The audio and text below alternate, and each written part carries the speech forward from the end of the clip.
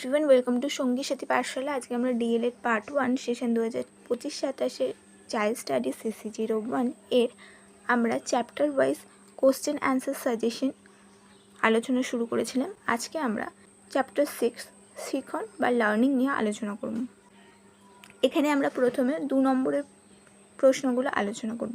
প্রথম প্রশ্ন হচ্ছে শিখন বা লার্নিং কি বা কাকে বলে।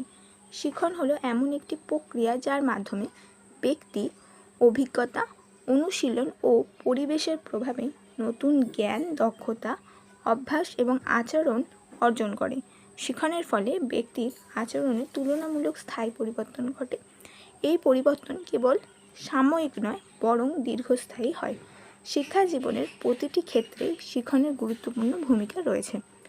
অর্থাৎ শিখনের ফলে ব্যক্তির মধ্যে অভিজ্ঞতা, অনুশীলন এবং পরিবেশের প্রভাবে তার মধ্যে নতুন আচরণ সংযুক্ত হয় এবং সে উন্নত হয়ে ওঠে।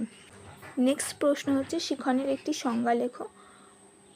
উডওয়ার্থের মতে শিখন হলো এমন একটি প্রক্রিয়া যার মাধ্যমে ব্যক্তি জ্ঞান, দক্ষতা ও অভ্যাস অর্জন করে এবং আচরণে পরিবর্তন আনে। অর্থাৎ শিখনের মাধ্যমে মানুষ তার অভিজ্ঞতাকে কাজে লাগিয়ে নতুন কিছু শেখে। এর ফলে ব্যক্তিগত ও সামাজিক জীবনে ইতিবাচক পরিবর্তন আসে।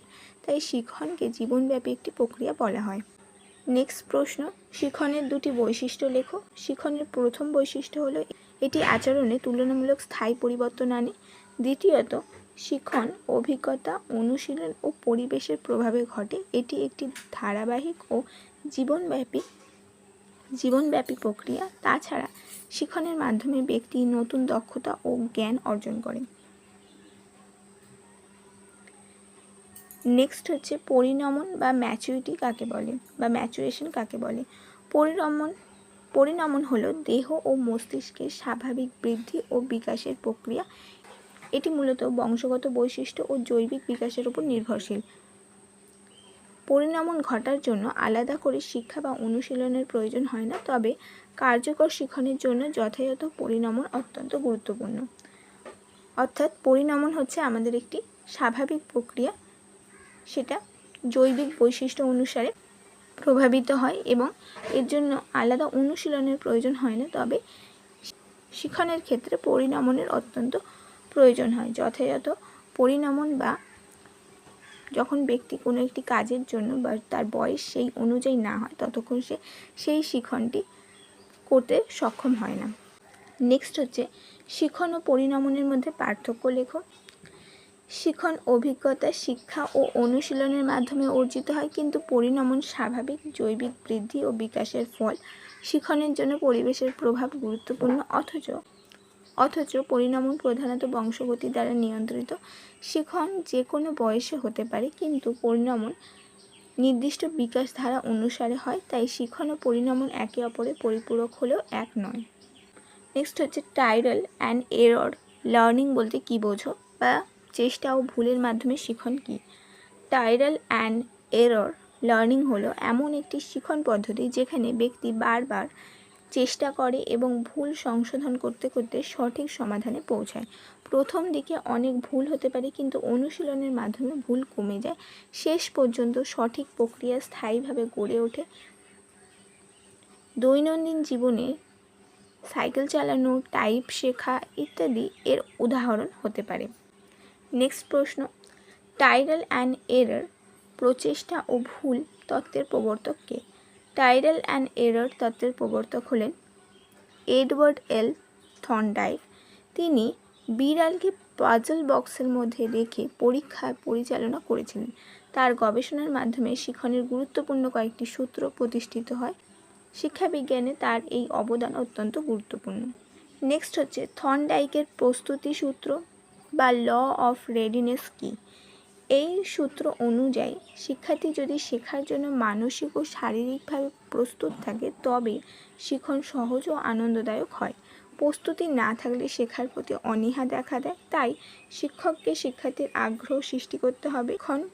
এই সূত্র শিক্ষণ প্রক্রিয়াকে কার্যকর করে। অর্থাৎ আমরা যদি কোনো কাজ আগে থেকে করার জন্য মানসিক ও শারীরিকভাবে প্রস্তুত থাকি, তাহলে আমরা অতি সহজে সেই কাজটির প্রতি মনোযোগ দিতে পারি এবং আনন্দের সাথে সেই কাজটা করতে পারি এবং অনেকক্ষণ ধরে আমাদের মনোসংযোগ সেখানে আটকে থাকে।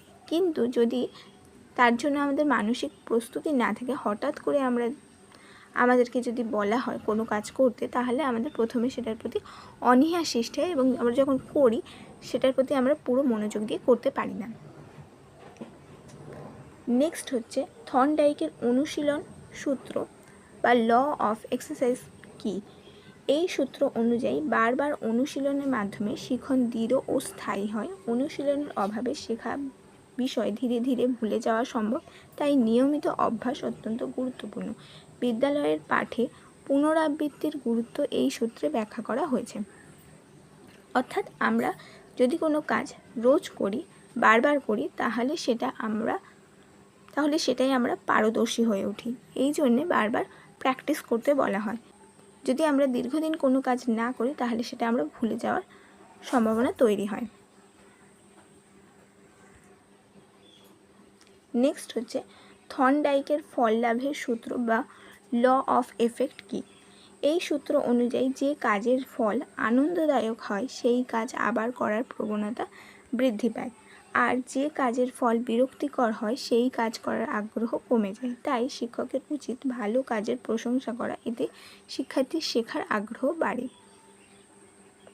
অর্থাৎ যে কাজে আমরা প্রশংসা পাই সেই কাজটার প্রতি আমরা স্বেচ্ছায় করতে এগিয়ে যাই। কিন্তু যে কাজের কোনো ফল আমরা বিরক্তি পাই বা কারোর থেকে আমরা খারাপ কোনো কথা শুনি, তাহলে সেই কাজটা করতে আমাদের আগ্রহ কমে যায় এবং সেই কাজটা করার কোনো ইচ্ছাও থাকে না।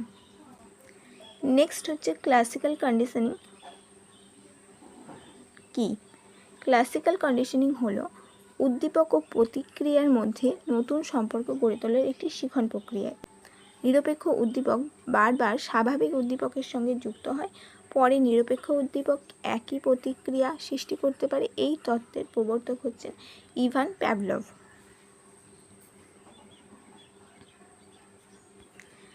নেক্সট হচ্ছে ক্লাসিক্যাল কন্ডিশনিংয়ের জনক কে? ক্লাসিক্যাল কন্ডিশনিংয়ের জনক হলেন ইভান প্যাভলভ। তিনি কুকুরের ওপর বিখ্যাত পরীক্ষা পরিচালনা করেছিলেন। ঘণ্টার শব্দ ও খাবারের মাধ্যমে তিনি শিখনের একটি নতুন তত্ত্ব প্রতিষ্ঠা করেন। এই তত্ত্ব শিক্ষা মনোবিজ্ঞানে বিশেষ গুরুত্বপূর্ণ হয়ে রয়েছে।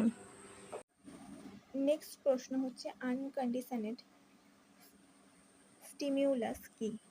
যে উদ্দীপক কোনো প্রশিক্ষণ ছাড়াই স্বাভাবিকভাবে প্রতিক্রিয়া সৃষ্টি করে তাকে আনকন্ডিশনেড স্টিমিউলাস বা স্বাভাবিক উদ্দীপক বলা হয়। যেমন খাবার দেখলে কুকুরের মুখ থেকে লালা আসা। এখানে খাবার একটি স্বাভাবিক উদ্দীপক এবং এই স্বাভাবিক প্রতিক্রিয়া সৃষ্টি করে, এটাকে আমরা স্বাভাবিক উদ্দীপক বলছি। নেক্সট হচ্ছে কন্ডিশনেড স্টিমিউলাস কি? যে নিরপেক্ষ উদ্দীপক প্রশিক্ষণের পর প্রতিক্রিয়া সৃষ্টি করতে সক্ষম হয় তাকে কন্ডিশনড বা শর্ত সাপেক্ষ উদ্দীপক বলা হয়। প্যাভলভের পরীক্ষায় ঘণ্টার শব্দ ছিল সেই শর্ত সাপেক্ষ উদ্দীপক। প্রথমে এটি কোনো প্রতিক্রিয়া সৃষ্টি করতো না, কিন্তু পরে এই সময়ের ঘণ্টা দেওয়ার সাথে সাথে কুকুরের মুখ থেকে লালা ক্ষরণ ঘটতো, কারণ সে জানতো যে এই ঘণ্টার ধ্বনি মানে তার খাওয়ার সময় হয়ে গিয়েছে। নেক্সট হচ্ছে ইনস্টালাইট লার্নিং। ইনস্টালাইট লার্নিং হলো হঠাৎ সমস্যার সমাধান বুঝতে শেখার প্রক্রিয়া। এখানে ব্যক্তি চিন্তন ও উপলব্ধির মাধ্যমে সমাধানে পৌঁছায়। এতে বারবার চেষ্টা করার প্রয়োজন হয় না। এই তত্ত্বের প্রবর্তক হচ্ছেন উলফগ্যাং কোহলার। নেক্সট হচ্ছে ইনস্টালাইট লার্নিং এর প্রবর্তক কে?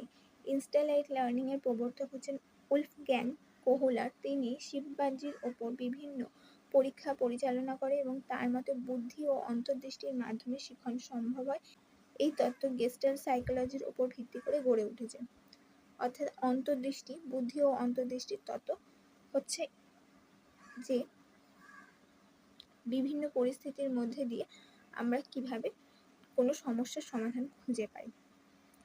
নেক্সট হচ্ছে অপারেন্ট কন্ডিশনিং কি? অপারেন্ট কন্ডিশনিং হলো এমন একটি শিখন প্রক্রিয়া যেখানে আচরণের ফলাফল আচরণকে নিয়ন্ত্রণ করে। ভালো ফল পেলে সেই আচরণ পুনরায় করা বা প্রবণতা বাড়ে, খারাপ ফল পেলে আচরণ করা কমে যায়। এই তত্ত্বের প্রবর্তক হচ্ছেন B.F. স্কিনার। অর্থাৎ যে আচরণের মধ্যে দিয়ে আমরা কিছু ভালো পাই বা আমরা যদি প্রশংসা পাই তাহলে আমরা সেই আচরণটা করতে উৎসাহিত হই, আর যে আচরণটার মধ্যে দিয়ে আমাদের কোনো খারাপ অভিজ্ঞতা হয় তাহলে সেই আচরণটা আমরা করি না। নেক্সট হচ্ছে অপারেন্ট কন্ডিশনিংয়ের প্রবর্তককে। অপারেন্ট কন্ডিশনিংয়ের প্রবর্তক হলেন B.F. স্কিনার। তিনি স্কিনার বক্সের মাধ্যমে গবেষণা করেন। তার মতে রিএনফোর্সমেন্ট অর্থাৎ শক্তি বৃদ্ধির মাধ্যমে বা কোনো উদ্দীপকের সাহায্যে আচরণ নিয়ন্ত্রণ করা যায়। আধুনিক শিক্ষা ব্যবস্থায় তার তত্ত্বের ব্যাপক প্রয়োগ রয়েছে। অর্থাৎ আমাদেরকে বলা হয় যে শিশুকে বারবার উৎসাহিত করার জন্য তার কাজ বা তার উত্তরের প্রশংসা করবে এবং তাকে বলবে খুব খুব ভালো উত্তর দিয়েছো, তাহলে সে আরও আগ্রহী হবে এবং আরও উৎসাহিত হয়ে পড়াশোনায় অংশগ্রহণ করবে। নেক্সট হচ্ছে রিএনফোর্সমেন্ট বা শক্তি বৃদ্ধি বলতে কি বোঝো? রিএনফোর্সমেন্ট হলো এমন একটি প্রক্রিয়া যা কোনো আচরণের পুনরাবৃত্তির সম্ভাবনা বৃদ্ধি করে। এটি ইতিবাচক বা নেতিবাচক দুই ধরনের হতে পারে। শিক্ষার ক্ষেত্রে প্রশংসা, পুরস্কার বা উৎসাহ রিএনফোর্সমেন্ট হিসাবে কাজ করে। এটি শিক্ষার্থীর শেখায় আগ্রহ বাড়ায়। নেক্সট প্রশ্ন হচ্ছে পজিটিভ রিএনফোর্সমেন্ট কি? কাঙ্ক্ষিত আচরণের পরে পুরস্কার বা আনন্দদায়ক ফল প্রদান করাকে পজিটিভ রিএনফোর্সমেন্ট বলা হয়। যেমন ভালো ফল করলে শিক্ষার্থীকে প্রশংসা বা পুরস্কার দেওয়া, এতে সেই আচরণ আবার করার প্রবণতা বৃদ্ধি পায়। এটি শিক্ষণকে আরও কার্যকর করে তোলে।